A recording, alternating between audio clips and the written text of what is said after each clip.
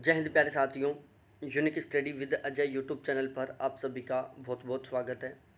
देखो, आईसीटी हमारा कल कंप्लीट हो चुका है। उसमें आईसीटी से रिलेटेड जो इम्पोर्टेंट कीवर्ड हैं वो टॉपिक बचा हुआ है। तो देखो, इम्पोर्टेंट जो कीवर्ड हैं उनको हमें केवल याद करना होता है, वहाँ पर कुछ समझाने का नहीं है, कुछ समझने का नहीं है, क्योंकि उसमें केवल इम्पोर्टेंट कीवर्ड हैं और जो टोटल 66 कीवर्ड हैं, साथ साथ फुल फॉर्म है।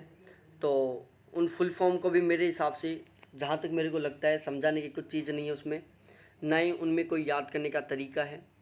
तो उनको आप खुद पढ़ लेना, क्योंकि वो तो केवल रटना है। कीवर्ड हैं उनको केवल रटना है, फुल फॉर्म है उनको केवल रटना है। तो वो तो आपको वैसे भी करना है, वीडियो बनाऊंगा तो भी करना है और वैसे भी करना है। ठीक है, तो उसकी मैंने पीडीएफ आपको प्रोवाइड करवा दी है और बाकी आईसीटी हमने कंप्लीट पढ़ लिया है। अब यहाँ पर हम पढ़ेंगे डीआई। इसके अलावा देखो, जो कैंडिडेट बाद में बैच लिए थे तो उनको मैं बता दूं, मैंने फर्स्ट पेपर की बहुत सारी क्लासेस जो उन्होंने नहीं देखी हैं, क्लास ज्वाइन करने के बाद जो रेगुलर देख रहे हैं लाइव, उससे पहले की जो क्लास है, जैसे रिसर्च एप्टीट्यूड है, इसके अलावा जैसे टीचिंग एप्टीट्यूड की मैंने प्लेलिस्ट प्रोवाइड करवा दी है, जैसे कम्युनिकेशन की प्लेलिस्ट दे दी है, ईवीएस की प्लेलिस्ट दे दी है। तो उन सभी को वो बिल्कुल रेगुलरली देखते रहें, ठीक है ना, क्योंकि अब हमारा सिलेबस कंप्लीट होने के कगार पर है। जो टॉपिक मैंने उन प्ले लिस्टों में नहीं प्रोवाइड करवाया उनको मैं दोबारा से आपको कंप्लीट करवा दूंगा।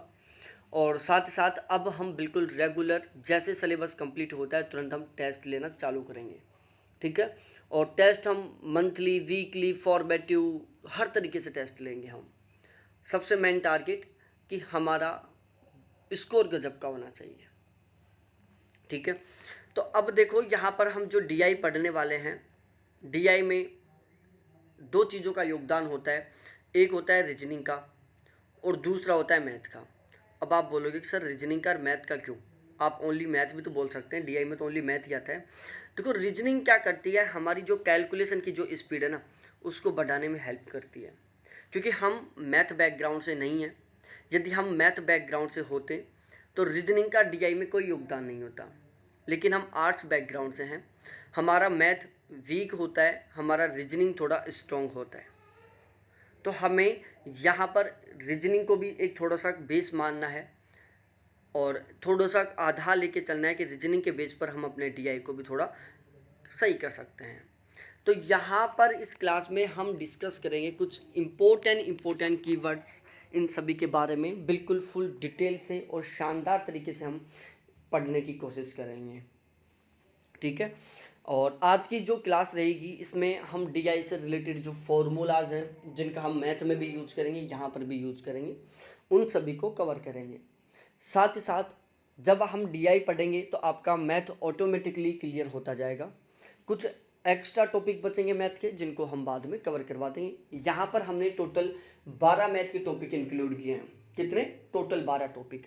तो 12 के 12 टॉपिकों को मैं आपको बिल्कुल अच्छे से कंप्लीट करवा दूंगा, ठीक है। सबसे पहले हम बात करते हैं साधारण ब्याज। देखो, डीआई में हर एक टॉपिक से क्वेश्चन नहीं बनता। डीआई कुछ टॉपिक हैं जिनसे बनता है, जैसे चक्रवर्ती ब्याज से बन गया, साधारण ब्याज से बन गया, परसेंट से बन गया, प्रॉफिट लॉस से बन गया। डीआई कितने प्रकार का होता है? डीआई टोटल पाई चार्ट होता है, टेबल चार्ट होता है, लाइन ग्राफ होता है, बार ग्राफ होता है। इस तरीके से टोटल 4 प्रकार का डीआई होता है। 4 प्रकार का डीआई है, उसमें फिर profit loss, percent, simple interest, compound interest, इसके अलावा जनरली क्वेश्चन जिसमें हम ऐड करना, घटाना, गुना करना, भाग करना। तो इस तरीके से इसमें मैनी टाइप्स बन जाते हैं, ठीक है। तो एक बार हम सारे के सारे सूत्रों को एक बार एक अच्छे से याद कर लेते हैं। सबसे पहले, और हाँ ध्यान रखना एक चीज़ और, यहाँ पर आप बोलोगे कि सर जब सूत्र याद करने, जब सूत्रों का उपयोग होगा तो ये डेफिनेशन क्यों लिख रखा है आपने? भाई लोगों, 2021 का पेपर उठा के देखो, 2020 का पेपर उठा के देखो, वहाँ पर बाकायदा उन्होंने डेफिनेशन भी दी है पेपरों में। कैसे दिया डेफिनेशन? कथन में दे दिया साधारण ब्याज की परिभाषा, उसके बाद नीचे कारण में दे दिया उसी परिभाषा को लिंक करते हुए दूसरा स्टेटमेंट, और फिर ऑप्शन ए बना दिया। पहला सही व्याख्या कर रहे हैं, दोनों सही व्याख्या नहीं कर रहे, ए सही आर गलत ए सही। या फिर वो ऐसे भी किए हैं, HCF की परिभाषा कथन 1 में दे दी, LCM की परिभाषा कथन 2 में दे दी। नीचे 4 ऑप्शन बना दिए, दोनों स्टेटमेंट सही, दोनों स्टेटमेंट गलत, पहला स्टेटमेंट सही दूसरा गलत, दूसरा स्टेटमेंट सही पहला गलत। तो इसलिए मैं यहाँ पर आपको डेफिनेशन भी पढ़ाने की कोशिश कर रहा हूँ। अब हम सबसे पहले सिंपल इंटरेस्ट को पढ़ते हैं कि सिंपल इंटरेस्ट आखिरकार होता क्या है। कि जब ब्याज केवल मूलधन पर निश्चित समय के लिए एक ही दर पर लगाया जाता है, जब ब्याज केवल मूलधन पर एक निश्चित समय के लिए एक ही दर पर लगाया जाता है तो उसको हम साधारण ब्याज कहते हैं। साधारण ब्याज का सूत्र है साधारण ब्याज बराबर मूलधन गुना दर गुना समय बटा 100। इस फॉर्मूले को आप अपने भेजे में सेट कर लो क्योंकि यहाँ से क्वेश्चन बनता है। उसके बाद हम बात करते हैं चक्रवर्ती ब्याज, जिसको हम इंग्लिश में कंपाउंड इंटरेस्ट बोलते हैं। जब एक निश्चित समय के बाद दिया जाने वाला ब्याज जमाकर्ता को न देकर मूलधन में जोड़ दिया जाता है और प्राप्त मिश्र दर पर ब्याज लगाया जाता है तो इस प्रकार के ब्याज को हम चक्रवर्ती ब्याज कहते हैं। देखो चक्रवर्ती ब्याज का मैं एक सिंपल सा एग्जांपल बताता हूँ आपको। आप या तो किसी से रकम लेके आते होंगे, रुपए लेके आते होंगे, या किसी को आप ब्याज में रुपए देते होंगे। अब वहाँ पर क्या होता है, आजकल एक थोड़ा सा ट्रेंड बदल गया। दो तरीके से ब्याज लेते हैं, एक तो रहता है भाई एक साथ दे दे पूरा पूरा, और एक लोग क्या करते हैं हर साल भाई अपना ब्याज पलटते हैं, साल के अकॉर्डिंग ईयर वाइज अपना इंटरेस्ट बदलते हैं, इन ईयर वाइज अपना ब्याज बदलते हैं। अब ईयर वाइज ब्याज बदलने का तरीका क्या है भाई, किस तरीके से क्या बदलते हैं वो ईयर वाइज ब्याज। देखो 10,000 की राशि थी, मैं एक एग्जांपल दे रहा हूँ, 10,000 की राशि है, उसको ब्याज पर दे दिया 2 रुपये की दर से। 2 रुपये की दर होती है जो लगभग 24% के आसपास पड़ती है, जो हमें याद नहीं करना है। 2 रुपये की दर से उन्होंने 10,000 रुपये ब्याज दे दिया, ठीक है। एक साल हुई, एक साल के बाद आप उसके पास जाओगे, बोलोगे कि सर अपना पूरा एक बार जोड़ लो, ठीक है।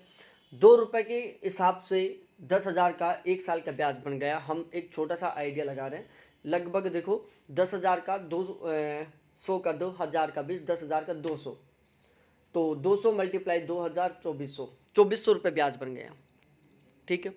10,000 रकम थी, उसका एक साल का ब्याज बना 2400 रुपये। वो बोलेगा कि ठीक है भाई अब इन दोनों को ऐड कर दो, टोटल अमाउंट कितना हो गया 12,400 हो गए। अब इस पर ब्याज चालू कर दो अगले साल।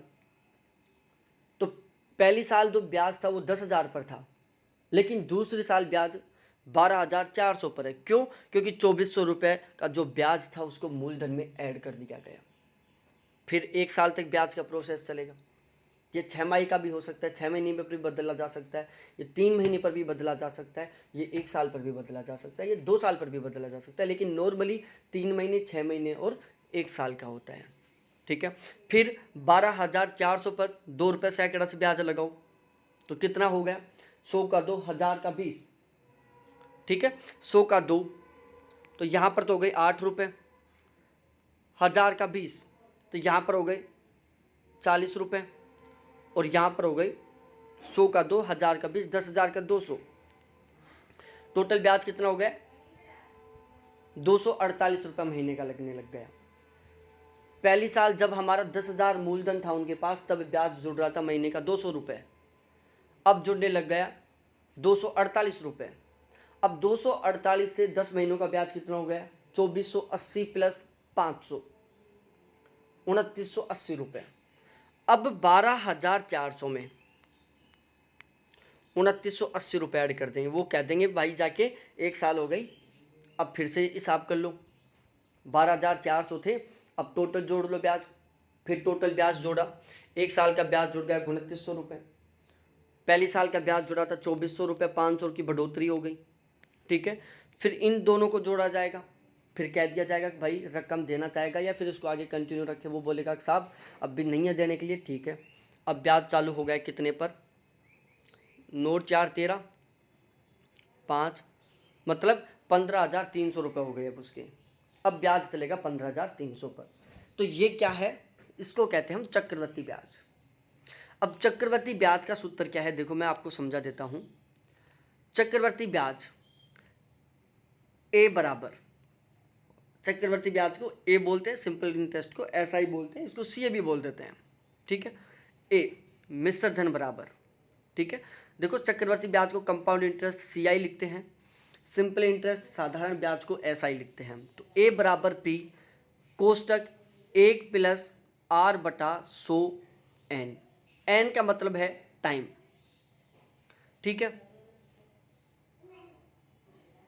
टी का मतलब है कुल ब्याज में ब्याज की संख्या, आर का मतलब है दर,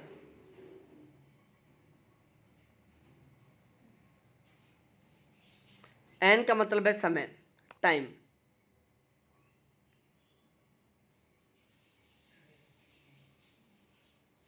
ठीक है। यहाँ पर इन्होंने थोड़ा सा इंस्ट्रक्शन है उसमें थोड़ा सा गलत लिख दिया, ठीक है। तो इंस्ट्रक्शन पर हमें ध्यान नहीं देना, मैं यहाँ पर ही आपको क्लियर करवा देता हूँ, यहाँ पर ही मैं आपको समझा देता हूँ। देखो यहाँ पर होगा क्या, सिंपल सी बात है, यहाँ पर क्या होगा बताओ, आप ही बताओ। देखो ए का मतलब है मिश्र धन, फिर माइनस का निशान है, यहाँ पर बराबर का निशान कर रखा है इन्होंने, माइनस का निशान है, और पी। अब देखो साधारण ब्याज हम चक्रवर्ती ब्याज निकालें तो चक्रवर्ती ब्याज का सूत्र ये होगा कि पी मूलधन 1 प्लस आर बटा 100 एन, या यहाँ पर आप टी भी लिख सकते हो, कुछ भी सिंबल दे सकते हो आप, टाइम है टी यहाँ इसका मतलब, ठीक है। जो ऊपर वैल्यू दी हुई है वो टाइम की वैल्यू दी हुई है, तो यहाँ पर टाइम है, और टाइम में आप चाहो जो ऐड कर सकते हो यहाँ पर,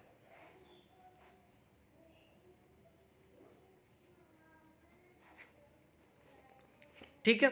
और बटा 100, इससे हम चक्रवर्ती ब्याज निकाल लेते हैं, जो मैं आपको आगे समझा दूंगा और भी चीज़ें।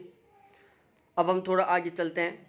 हानि, हानि क्या होता है, नुकसान होता है कि जब किसी वस्तु का क्रय मूल्य विक्रय मूल्य, जब किसी वस्तु का क्रय मूल्य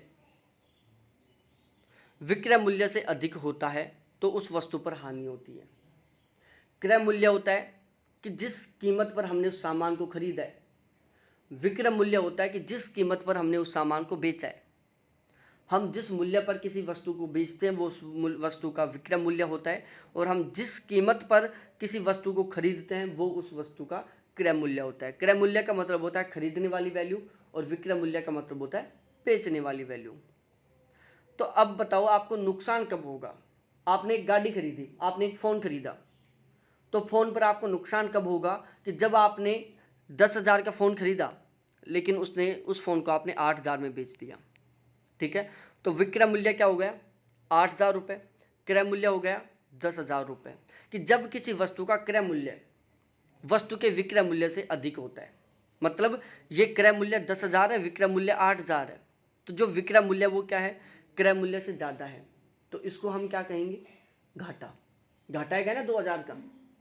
आपको प्रॉफिट कब होगा, जब ये उल्टी सिचुएशन हो जाए कि आपने 8,000 का फ़ोन खरीदा, उसको आपने 10,000 में बेच दिया, क्या हो गया, आपको 2,000 रुपये का प्रॉफिट हो गया। 2,000 का प्रॉफिट क्यों हुआ, क्योंकि आपने उस वस्तु का विक्रय मूल्य 10,000 लिया, उस वस्तु का क्रय मूल्य आपने ओनली 8,000 दिया था, 2,000 का सीधा सीधा प्रॉफिट मिल गया आपको। It's called profit. अब हम इसको यदि परसेंट में मापें तो ध्यान रखना, देखो एक चीज़ और ध्यान रखनी है, जब हम क्वेश्चन सोल्व करते हैं ना तो प्रतिशत की वैल्यू मैक्सिमम 100 होती है, ठीक है। 100 से ज़्यादा प्रतिशत होता नहीं है। घाटा 500% का भी जा सकता है, 1000% का भी जा सकता है, क्योंकि भाई बहुत ज़्यादा गुना भी जा सकता है। प्रॉफिट 1000 गुना भी हो सकता है, 20% भी हो सकता है, 200% प्रॉफिट भी हो सकता है ना 200% प्रॉफिट। भाई आपने 1 रुपये की वस्तु खरीदी और उसको आपने 200 रुपये में बेच दिया, तो क्या हुआ, 200% का प्रॉफिट हो गया आपको।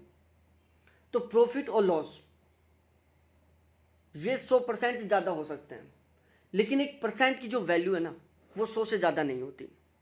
आपका रिजल्ट कभी भी 150% नहीं आया होगा, आपका रिजल्ट कभी भी 101% नहीं आएगा, किसी का नहीं आएगा इस जिंदगी दुनिया में। रिजल्ट ऑलवेज 100% ही आएगा, ठीक है। तो प्रतिशत हानि को निकालने का फॉर्मूला है, देखो हानि निकालने का सूत्र है क्रय मूल्य माइनस विक्रय मूल्य। यदि क्रय मूल्य में से विक्रय मूल्य हम कम कर रहे हैं, ठीक है, और मान यदि माइनस में आ रहा है, किस में आ रहा है, माइनस में, मतलब बेचने का मूल्य ज़्यादा आ रहा है, खरीदने का मूल्य कम आ रहा है, तो बेचने का मूल्य ज़्यादा आएगा, खरीदने का मूल्य कम आएगा, मतलब आपको प्रॉफिट हुआ है। बेचने का मूल्य कम आ रहा है, खरीदने का ज़्यादा आ रहा है, मतलब आपको नुकसान हुआ है। यदि हम प्रतिशत हानि की बात करें तो इसका सीधा सा सूत्र है, सबसे पहले आप हानि निकाल लो, उसको 100 से गुणा कर दो, बटा क्रय मूल्य रख दो। क्योंकि हम जो ये हानि निकाल रहे हैं वो किस पर निकाल रहे हैं? क्रय मूल्य पर निकाल रहे हैं। जैसे 10% का अर्थ 100 भाग में से 10 भाग है। यदि कोई व्यक्ति अपनी आय का 75% खर्च करता है, तो इसका अर्थ है कि वह 100 रुपये में से 75 रुपये खर्च कर देता है। ठीक है, तो ऐसी चीज़ें हमें अच्छे से याद रखनी है।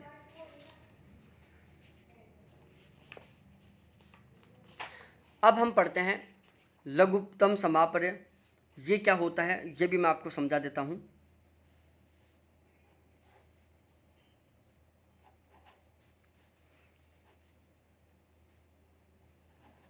लाभ का प्रतिशत क्या होगा? लाभ का भी ये होगा, लाभ विक्रय मूल्य पर आ जाएगा, वो सॉरी क्रय मूल्य पर ही लाभ मिलेगा।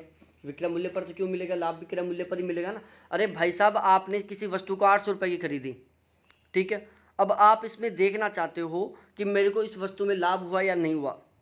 एक कंडीशन में आपने उस वस्तु को 900 रुपये की बेच दी, एक कंडीशन में उस वस्तु का आपने 700 की बेची, एक कंडीशन में उस वस्तु का आपने 800 की बेची। मतलब 800 रुपये की कीमत की आपने 3 वस्तु खरीदी जिनकी कीमत 800 रुपये। एक वस्तु को आपने 900 में बेच दिया, एक को 800 में बेचा, एक को 700 में बेचा। अब आप निकालना चाहोगे कि कौन सी वस्तु से मेरा प्रॉफिट हुआ, कौन सी से लॉस हुआ, कौन सी में मैं बराबर रहा। तो आप क्या करोगे? इस 800 से कंपेयर करोगे, इस 800 से 700 को कंपेयर करोगे, 100 रुपये का घाटा गया। इस 800 से 900 को कंपेयर करोगे, 100 रुपये का फायदा हो गया। इस 800 को 800 से कंपेयर करोगे, ना प्रॉफिट हुआ ना लॉस हुआ, गाड़ी बीच में बिल्कुल बराबर पड़ रही। अब हम एलसीएम के बारे में पढ़ते हैं। 2 या 2 से अधिक संख्याओं का लघुत्तम समापवर्तक वह छोटी से छोटी संख्या है जो उन संख्याओं से पूरी विभाजित हो जाती है। ठीक है, महत्तम समापर्य पढ़ो एक बार कि 2 या 2 से अधिक संख्याओं का महत्तम समापर्त वह बड़ी से बड़ी संख्या है जिसमें वह सभी संख्याएं पूरी पूरी विभाजित होती हैं। ठीक है, अब यहाँ पर लघुत्तम समापर्य और महत्तम समापर्य, इन दोनों में आप अंतर देखो। इन दोनों में केवल एक छोटा सा अंतर देखने को मिलेगा आपको, और वो अंतर क्या मिलेगा आपको? बताओ, यहाँ पर आपको क्या अंतर देखने को मिल रहा है?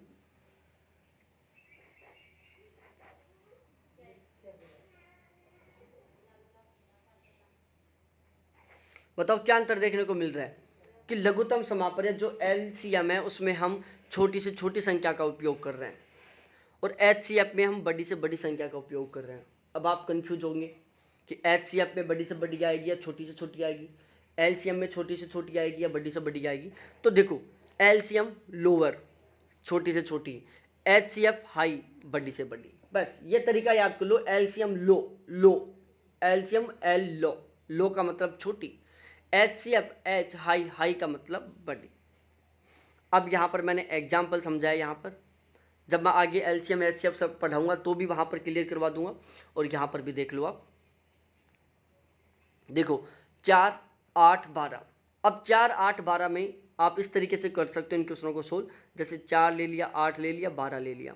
पहले 2 का भाग 2, 2 आया, 4 आया, 6 आया। फिर 2 का भाग 2, 1 आया, 2 आया, 3 आया। फिर 2 का भाग 2, 1 आया, 1 आया, 3 आया। फिर 3 का भाग 2। तो ये तो क्या है? एलसीएम है कि आपने क्या किया, सबसे पहले छोटी से छोटी संख्याओं का भाग देने की कोशिश की, इनको मल्टीप्लाई कर लो। 2 दूनी 4, 4 दूनी 8, 8 दिया 24। तो एलसीएम वैल्यू आ गई 24। दूसरी साइड इसी का यदि हम महत्तम समापर्य निकालते हैं तो फिर देख लो, 4, 8, 12, इसका महत्तम समापर्य क्या आएगा? 4 आएगा, क्योंकि 4 का भाग दोगे 1, 2, 3। अब 1 का दे दो, फिर 2 का दे दो, फिर 3 का दे दो। तो ये क्या है? बड़ी से बड़ी संख्या है।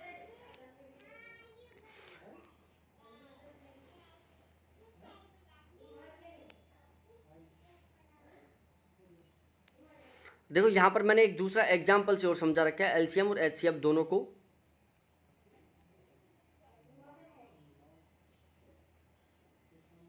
देखो आप इस तरीके से भी कर सकते हो एलसीएम और एचसीएफ को सोल्व। बिल्कुल एक सिंपल सा तरीका है। एलसीएम और एचसीएफ को सोल्व करने का। देखो आप क्या करो, मैं एक एग्जाम्पल लिया था 24, जैसे मैं एक एग्जाम्पल से समझा रहा हूँ आपको, 24, 32, 40। हमें इसका एलसीएम और एचसीएफ निकालना है।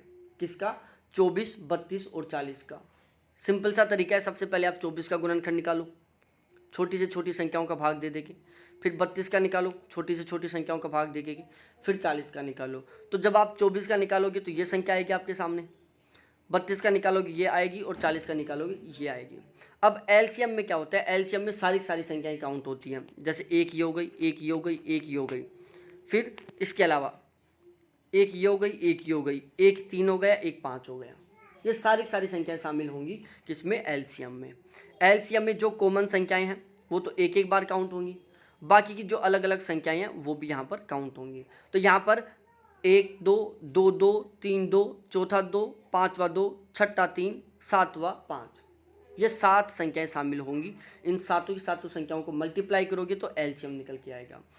एचसीएफ क्या होता है? एचसीएफ में देखा जाएगा कि यहाँ पर कॉमन संख्या कौन सी है। 2 कॉमन है, 2 कॉमन है, 2 कॉमन है, इसलिए यहाँ पर एचसीएफ निकल कर आएगा 8। 2 दूनी 4 दूनी 8। बाकी यहाँ पर आप थोड़ा सा कंफ्यूज हो रहेंगे, ऊपर 4 आंसर देखकर उसको निकालोगे तो कंफ्यूज हो रहे होंगे, यहाँ पर 8 देखकर तो कंफ्यूज हो रहे होंगे। टेंशन मत लो, आपका ये डाउट है जो मैं कुछ टाइम बाद में बिल्कुल आगे अच्छे से सॉल्व कर दूंगा, ठीक है ना। फिर ये जो आपके मन में डाउट हो रहा है ना वो क्लियर हो जाएगा। देखो मैं अब भी कर देता हूँ। 8 4 12, 4 का आप निकालोगे 2 × 2 आएगा। 8 का निकालोगे 2 × 2 × 2 आएगा। 12 का निकालोगे 2 का भाग दोगे 12 में 6 आएगा, फिर 3 आएगा, फिर ये आएगा, ठीक है। अब आप देखो, अब इसका एचसीएफ कितना आएगा? 4 आ रहा है एचसीएफ। क्यों आ रहा है? अब देखो इसका एलसीएम निकालो आप। एलसीएम 1 2 2 2, तो 2 × 2, तीसरा 2 और चौथा 3, 3 दूनी 6, 6 दूनी 12, 12 दूना 24, 24 तो आ गया इसका एलसीएम। एचसीएफ कितना आएगा? कॉमन संख्या, 1 2 कॉमन, दूसरा 2 कॉमन, ठीक है। तो इसका एचसीएफ कितना आ गया? 4 आ गया। अब समझ में आ गई ना बात कि इस संख्या का एचसीएफ 4 क्यों आया, ठीक है। समझ में आ गई ना बात अच्छे से। औसत, एवरेज, 2 या 2 से अधिक सजातीय राशियों के जोड़ को उन राशियों की संख्या से भाग देने पर प्राप्त भागफल उन राशियों का औसत कहलाता है, ठीक है। कि जितनी भी राशियां दी हुई हैं उन सभी को यदि हम आपस में ऐड कर दें, समस्त राशियों को यदि हम आपस में जोड़ दें और उस समस्त राशियों के योग में यदि हम उन समस्त राशियों की संख्या का भाग दे दें तो जो हमारे पास वैल्यू निकल कर आएगी वो एवरेज आएगी। आप अपनी परसेंट निकालते हो आप अपनी कि मेरी कितनी प्रतिशत बनी, तो वो आप कैसे निकालते हो भाई? आपका स्कोर प्रतिशत में दिया हुआ है सपोज डेट आपको, या आप एवरेज निकालते हो कि भाई एवरेज नंबर कितने आ रहे हैं। तो आप क्या करते हो, आपके जितने भी नंबर हैं सपोज डेट आपके 10 20 30 40 50, ये 5 सब्जेक्टों के नंबर हैं आपके, ठीक है। तो आप क्या करोगे, इन 5 सब्जेक्टों के नंबरों को जोड़ोगे, 50 40 90 30 120 और 30 150, ठीक है। फिर 1 2 3 4 5 सब्जेक्ट से 5 का भाग दोगे, कितना आएगा? 30 आएगा। 30 आ गया आपका एवरेज नंबर आ गया कि एवरेज स्कोर मेरा 30 रहा है, मैक्सिमम स्कोर 50 रहा है, मिनिमम स्कोर 10 रहा है। क्रय मूल्य, खरीदा हुआ, विक्रय मूल्य, बेचा हुआ। यहाँ पर मैंने लाभ का सूत्र क्या होगा वो एक क्रय मूल्य पर निकाला जाएगा, ध्यान रखना। बहुत सारे लोग आपको विक्रय मूल्य पर बताएंगे, मैंने आपको समझा दिया था कि भाई आप किसी 800 रुपये की वस्तु, 800 रुपये में आपने 3 वस्तुएं खरीदी, 800 रुपये की कीमत की। एक वस्तु को आपने अपने दोस्त को 900 रुपये में बेच दी, एक दुश्मन को आपने कितने में, थोड़ा सा दुश्मन था उसको आपने 800 रुपये में बेच दी, और मतलब आपके रिश्तेदार को तो आपने 900 रुपये में बेच दी, आपके दोस्त को आपने 800 रुपये में बेच दी, और दुश्मन को 700 रुपये में, क्योंकि दुश्मन को पता है कि ये लूट खाऊ है, महंगी देगा, ये लूटने की कोशिश करेगा, उसको पता है दुश्मन है वो आपको ही दुश्मन बनाएगा, ठीक है। तो आपने 3 अलग अलग कीमतों पर बेच दी 800 रुपये की वस्तु को। अब आप देखोगे कि मैं कहाँ क्या रहा इस वस्तु से, जब इस वस्तु की कंपेयर करोगे 100 रुपये का फायदा, इन दोनों की कंपेयर करोगे कोई फ़ायदा कोई लॉस नहीं, इन दोनों की कंपेयर करोगे 100 रुपये का घाटा। आपको कैसे पता चला? क्योंकि आपने इस वैल्यू से, जिस कीमत पर आपने वस्तु को खरीदी थी उस कीमत से आपने क्या किया है, कंपेयर किया है। किसकी? बेची हुई वस्तुओं की कीमत की। यहाँ पर कुछ सूत्र हैं, क्योंकि अब की बार सूत्र भी पूछा था, 5-6 सूत्र थे, आपस में मैच करवाया था, तो इसलिए इनको भी याद कर लो। समबाहु त्रिभुज का क्षेत्रफल जब सभी भुजाएं समान हो तो √3/4 कोष्टक भुजाएं स्क्वायर होता है। इस तरीके से होगा ये सूत्र, 3/4 भुजा स्क्वायर। ठीक है। समबाहु त्रिभुज का परिमाप 3 गुना भुजा। समद्विबाहु त्रिभुज जब कोई दो भुजा बराबर हो का क्षेत्रफल तो 1/2 आधार गुना ऊंचाई। त्रिभुज का क्षेत्रफल 1/2 आधार गुना ऊंचाई। आयत का क्षेत्रफल लंबाई गुना चौड़ाई। आयत का परिमाप 2 कोष्टक लंबाई प्लस चौड़ाई। वर्ग का क्षेत्रफल भुजा स्क्वायर। वर्ग का परिमाप 4 गुना भुजा। वृत्त का क्षेत्रफल πr स्क्वायर। वृत्त की परिधि 2πr। घन का आयतन भुजा क्यूब। समचतुर्भुज का क्षेत्रफल 1/2 विकर्ण फर्स्ट मल्टीप्लाई विकर्ण सेकंड। ठीक है, तो ये हो गया आपका ये कंप्लीट। अब हम पढ़ते हैं आगे नंबर। देखो यहाँ से भी क्वेश्चन बन चुका है, नंबर क्या होते हैं। ठीक है ना। देखो प्राकृतिक नंबर, नेचुरल नंबर क्या होता है कि वे संख्याएं जिनसे वस्तुओं की गणना की जाती है प्राकृतिक संख्याएं कहलाती हैं। प्राकृतिक संख्या 1, 2, 3, 4, 5 होती हैं। पूर्ण संख्याएं, वे इन संख्याओं में शून्य को भी सम्मिलित कर लिया जाता है। पूर्ण संख्याएं क्या होती हैं? देखो प्राकृतिक संख्याओं में शून्य को शामिल नहीं किया जाता, पूर्ण संख्याओं में हम शून्य को भी शामिल कर लेते हैं। पूर्णांक संख्याएं, पूर्णांक संख्या में हम धनात्मक और ऋणात्मक इन दोनों को शामिल कर लेते हैं, मतलब माइनस प्लस को भी शामिल कर लेते हैं, साथ ही साथ जीरो को भी शामिल कर लेते हैं। ठीक है। अब जो पूर्णांक है उसमें एक धनात्मक पूर्णांक होता है कि ऋणात्मक पूर्णांक होता है। ऋणात्मक पूर्णांक जिनकी वैल्यू नेगेटिव होती है, धनात्मक पूर्णांक जिनकी वैल्यू पॉजिटिव होती है। ठीक है। उसके बाद हम बात करते हैं सम संख्याएं। सम संख्याएं वो संख्या होती है जिनमें 2 का पूरा पूरा भाग जाता है। 500 2 का पूरा पूरा भाग जा रहा है, सम संख्या है। 400 2 का पूरा पूरा भाग जा रहा है, सम संख्या है। 461 2 का भाग नहीं जाएगा, पॉइंटों में जाएगा, विषम संख्या है। तो वे संख्याएं जिनमें 2 का भाग बिल्कुल पूरा पूरा जा रहा है, शेषफल 0 बच रहा है, तो उसको हम क्या कहेंगे? सम संख्याएं, इवन नंबर और इवन नंबर। और विषम संख्याएं वे संख्याएं जिनमें 2 का भाग पूरा पूरा नहीं जा रहा है, जिनके शेषफल या जिनका जो भागफल है उसमें पॉइंटों में वैल्यू आ रही है। ठीक है ना। 2 अंतर है, या तो शेषफल 0 बच रहा है, ठीक है, या फिर जो भागफल है उसमें यदि पॉइंटों में वैल्यू आ रही है तो वो विषम संख्या है। जिसमें 2 का पूरा पूरा भाग नहीं जा रहा है वो विषम संख्या है।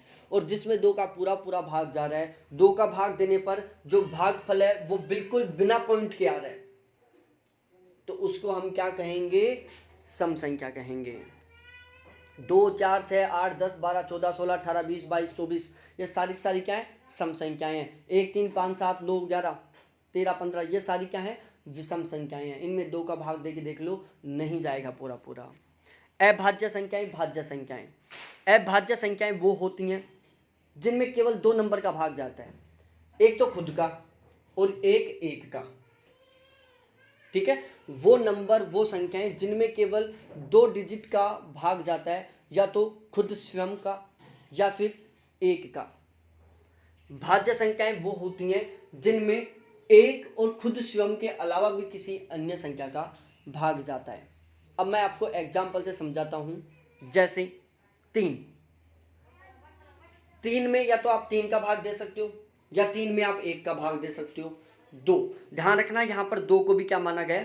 अभाज्य संख्या माना गया है, क्योंकि ये हमें कंफ्यूज करती है। ऐसा लगता है कि 2 एक सम संख्या, इसलिए ये क्या है? एक भाज्य संख्या। लेकिन ध्यान रखना 2 एक अभाज्य संख्या है, 3 अभाज्य संख्या है, 5 अभाज्य, 7 अभाज्य, 11 अभाज्य, 13 अभाज्य है। आगे बताओ आप कौन कौन सी अभाज्य हो सकती है? जैसे 17, 19, 23, ठीक है, 29 में आप भाग दो, या तो 29 का जाएगा या 1 का जाएगा, तो इसलिए क्या है? अभाज्य संख्या है।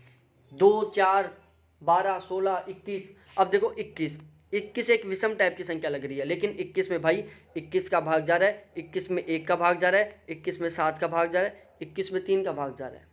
हाँ, यदि केवल इन दो का ही भाग जाता है 21 में, कि भाई केवल 21 का जा रहा है, केवल 1 का जा रहा है, 7 का 3 का नहीं जा रहा है, तो ये क्या होती अभाज्य संख्या। लेकिन इसमें 7 का 3 का भी जा रहा है, इसलिए क्या है, भाज्य संख्या है। तो अभाज्य संख्याएं वो होती हैं जिनमें या तो खुद स्वयं का भाग जाता है या 1 का भाग जाता है। भाज्य संख्या वो होती हैं जिनमें खुद स्वयं का भाग जाता है, 1 का भाग जाता है, और इन दोनों के अलावा किसी अन्य तीसरी डिजिट का भी भाग जाता है।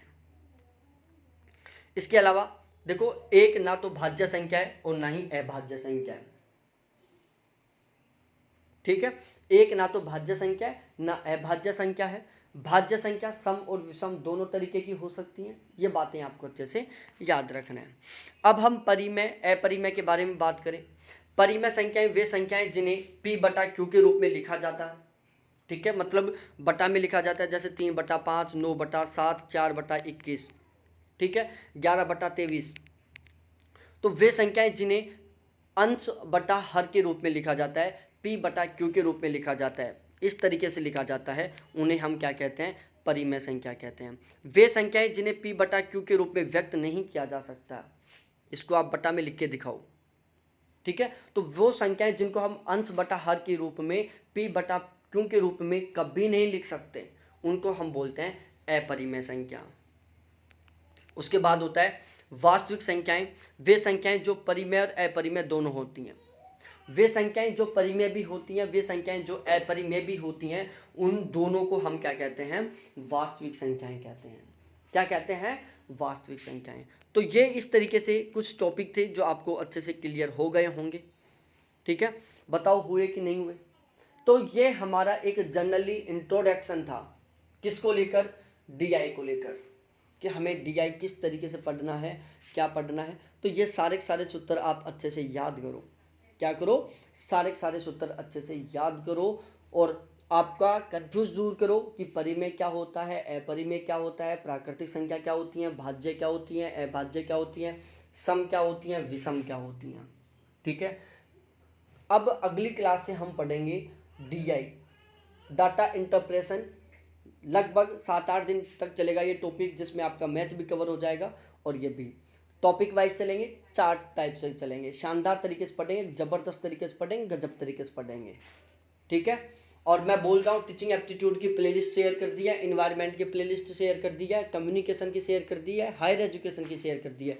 उन सभी को देखना चालू कर दो, ठीक है ना, उन सभी को देखना चालू कर दो। ये कंप्लीट होते ही मैं टेस्ट लेना चालू कर दूंगा, ये आप अपने भेजे में सेट कर लो इस बात को, ठीक है ना। तो बहुत बहुत धन्यवाद आपको देखने के लिए। थैंक्स बाय प्यारे साथियों।